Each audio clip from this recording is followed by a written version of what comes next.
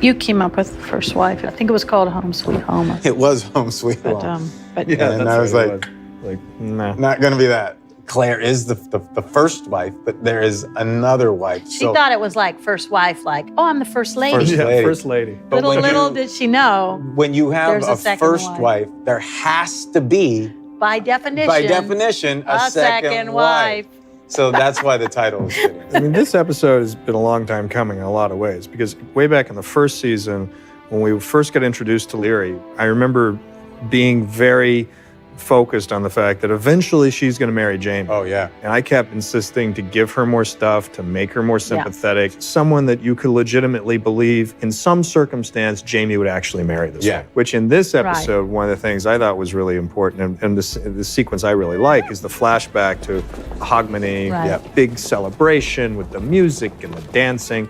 And I really wanted that mystical, kind of heightened sense of, you know, the mood and the night and Jamie dancing and smiling and then seeing her. And that in that moment, you could kind of, the audience could fill in the idea that it is possible that maybe he talked himself into thinking that this was going to be okay. Yeah, and I think the Hogmanay was, what was nice about it is that happens to people over the holidays. He's alone and not feeling it.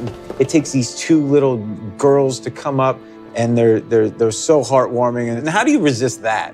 In a way, I do believe Jamie married Leary not so much for Leary, but to be a father. And the other thing that I know took a lot of discussion in the room and beyond was, when does Jamie tell Claire about Leary, and how and under what circumstances? Right. He doesn't play this way in the book, but we kind of see Jamie struggling with it early, even though we don't know what he's struggling with. Right. So that we, the audience, sort of know that something's on his mind. He just hasn't quite gotten himself to the place to actually say this to her. Right. She's just shown up in life. But I think it helps us understand the character a little bit better. To me, that fight is really great.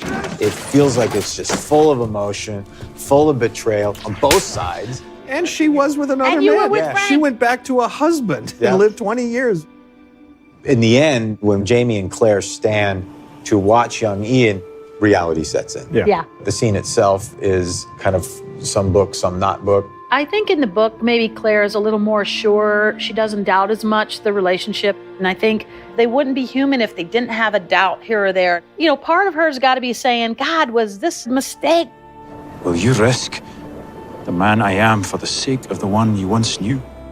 If Jamie hadn't been feeling some reticence on Claire's part, we wouldn't have the joy of that, her sticking by him, if we didn't show the ambivalence as well.